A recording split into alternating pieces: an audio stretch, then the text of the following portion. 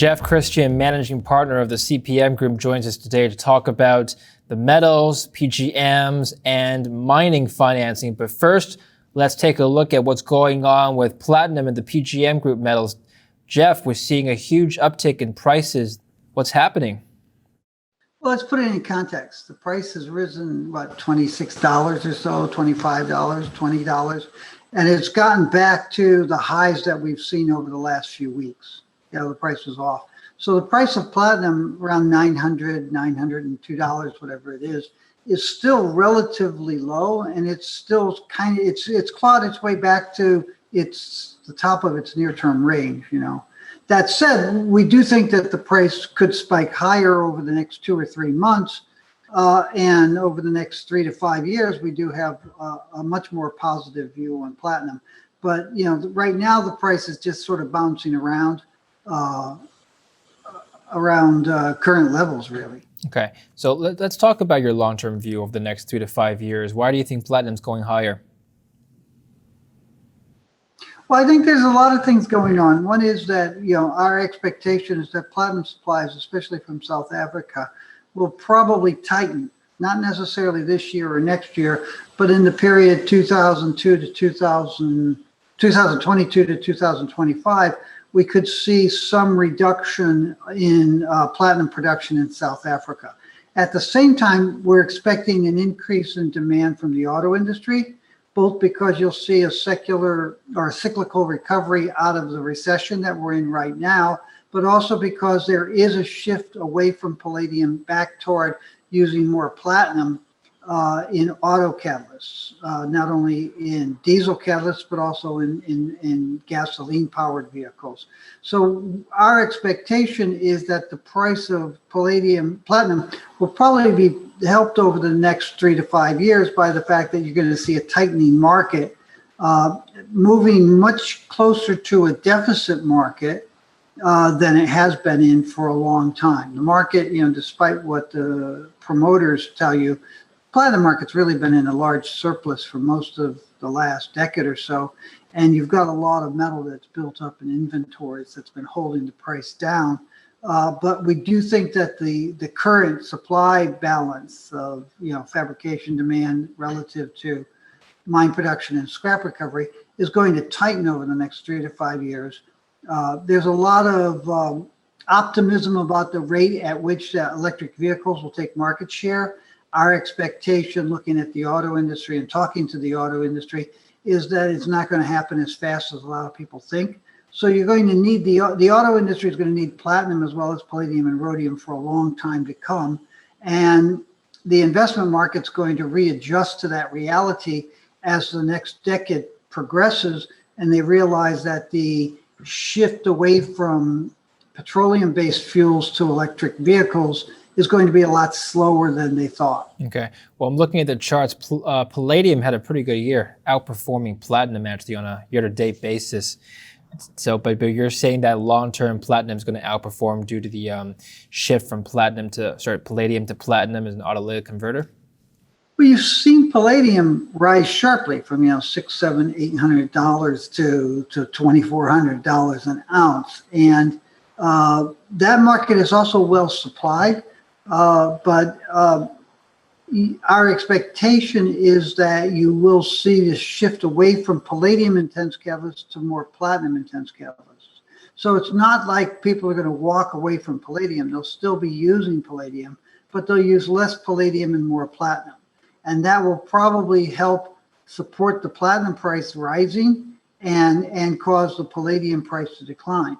Long term, you have a real risk with the palladium price that you have a lot of metal that's held by investors and others, and they could decide to sell it. But we don't think that's going to appear for the next 2 or 3 years. I'm just curious as to why you think the EV adoption rate is going to be not as fast or as high as some people might think over the next few years, because I've heard the counter argument as well that the world is shifting very quickly towards adopting electric vehicles, but you're saying that's not actually going to happen very quickly. There's a host of issues, but the big three are there's not enough electricity to power electric vehicles right now. The grids in almost all countries couldn't support distributing that electricity even if it were available.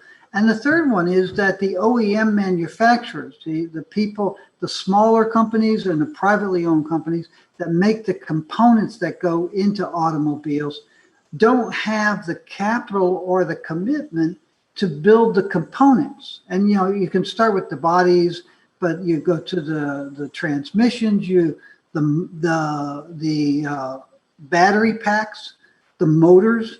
And the auto industry is going to these guys and saying, look, we're using, last year it was 2 million electric vehicles we created. This year it might be 5 million vehicles that we're creating. But if we're going to take a third of the market share by 2030, which is what some of the most optimistic projections have, we're going to need 35 million motors. So you need to build factories to make these motors for us to meet that kind of future demand. But we're not going to commit to buying the motors from you because the technology is changing so rapidly. So we're not going to make a commitment to buy the motors. We're not going to make a commitment for the price or revenue. There's no support that we're giving you. We, the auto industry, can borrow as much money as we want at virtually nothing because we're large cars companies. But you guys, the OEMs, you're small companies. Many of them are private. You can't borrow money at any price. But I need you to spend tens of billions of dollars building motor factories for motors that I may never buy from you. And it's true for motors, it's true for the controllers, it's true for every component of electric vehicle, including the high purity manganese sulfate, the high purity cobalt sulfate, the high purity nickel sulfate. And all these companies really don't have the capital, and they're not getting the kinds of support. I mean, if you go back 50 years ago, in the late 1960s, early 1970s, when the auto industry said we're going to need platinum, palladium, and rhodium, they provided 10-year offtake agreements with minimum revenue and minimum price for platinum, palladium, rhodium, so that the platinum producers in South Africa could afford to safely build new mines to meet future demand from the auto industry. But today, the auto industry is saying, no, we're not making any such commitments. There's no offtake agreement, let alone a price agreement, let alone a revenue agreement that we're ever going to buy your components. So you've got this massive, it's a cart before the horse type of thing. You talk to the auto industries, and there's been a very interesting survey of auto industry executives a few weeks ago, in which they say, oh yeah, we think that by 2030, maybe a third of the vehicles being manufactured and sold will be electric vehicles. But then as the survey continues, they say, well, where are you going to get the electricity? How are you going to distribute the electricity? And where are you going to get the 30 million motors, right? That's the main thing. Then there's a second thing, which is at the end of the day, electric vehicles aren't very clean because they use electricity, and a lot of the electricity comes from coal.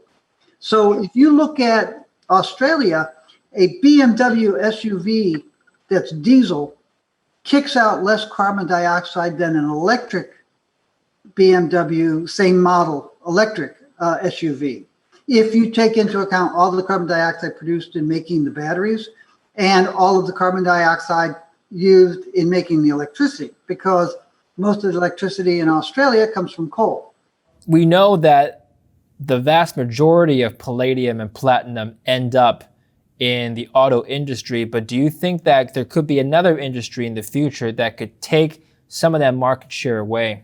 Absolutely. I mean, the long history of platinum is that it's always had an industry that uses a lot. So if you go way, way, way, way back, it was jewelry, Art Deco jewelry and stuff like that. Then there were certain chemical catalysts that used a lot of it. Then those things were kind of squeezed out by petroleum refining catalysts.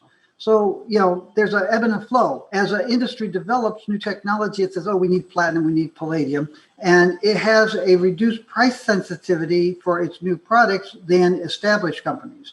Established companies, meanwhile, are saying, we're using a lot of platinum and palladium, and regardless of the price, even at $80 an ounce, palladium was expensive.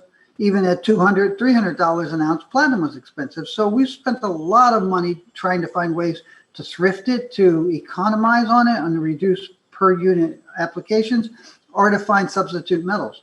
So if you look at the usage of platinum and palladium over the last 100 years, there's an ebb and flow of which industries are the major ones.